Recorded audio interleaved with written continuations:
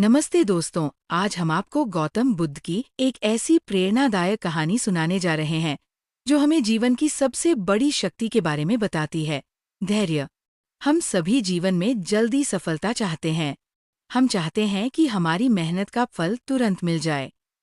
लेकिन सच्चाई ये है कि जो लोग धैर्य नहीं रखते, वे अक्सर अपने सपनों के बहुत करीब पहुंचकर भी हार मान लेते हैं।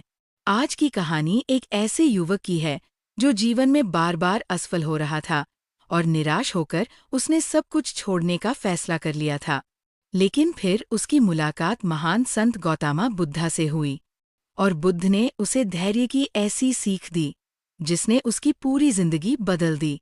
तो आइए शुरू करते हैं ये प्रेरणादायक कहानी। एक अधीर युवक। बहुत समय पहले की बात है। एक छोटे से गांव में नंदन नाम का एक युवक रहता था। नंदन बहुत मेहनती था, लेकिन उसमें एक बड़ी कमी थी। वो बहुत अधीर था। वो हर काम जल्दी करना चाहता था। अगर कोई काम तुरंत सफल नहीं होता तो वह उसे छोड़ देता था।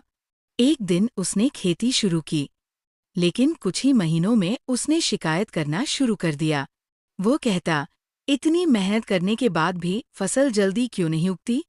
कुछ समय बाद उसने व्यापार शुरू किया, लेकिन जब व्यापार में तुरंत फायदा नहीं हुआ तो उसने वह भी छोड़ दिया। धीरे धीरे नंदन के मन में निराशा भरने लगी।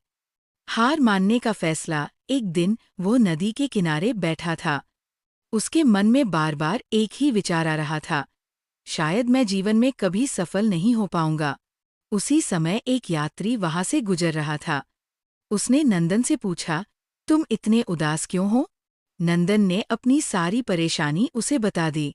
यात्री ने कहा, अगर तुम सच में अपने सवाल का जवाब चाहते हो तो जंगल में जाकर गौतम बुद्धा से मिलो। वे तुम्हें जीवन का सही रास्ता बता सकते हैं। बुद्ध से मुलाकात। अगले दिन नंदन जंगल की ओर चल पड़ा।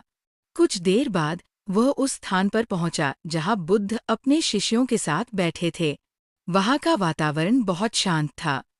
पेड़ों के बीच हल्की हवा चल रही थी। नंदन ने बुद्ध को देखा और उनके पास जाकर बैठ गया।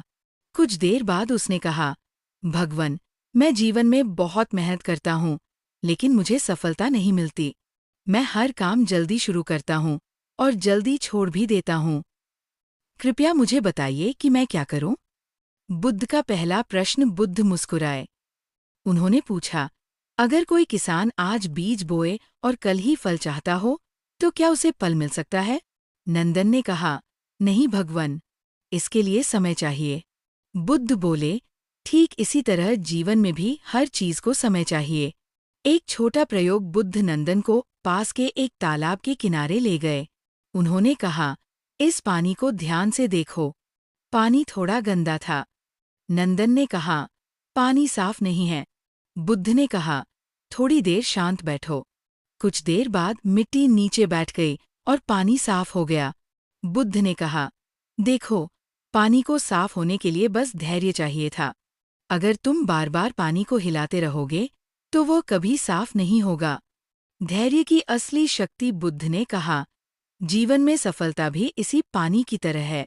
अगर तुम हर समय अधीर होकर रास्ता बदलते रहोगे तो सफलता कभी नहीं मिलेगी।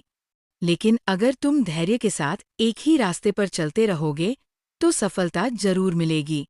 नंदन की आंखों में चमक आ गई। उसे समझ में आ गया कि उसकी सबसे बड़ी गलती क्या थी। बदलाव की शुरुआत। उस दिन के बाद नंदन गांव वापस लौट आया।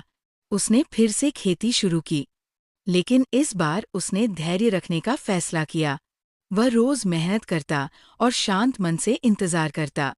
कुछ महीनों बाद उसकी फसल बहुत अच्छी हुई।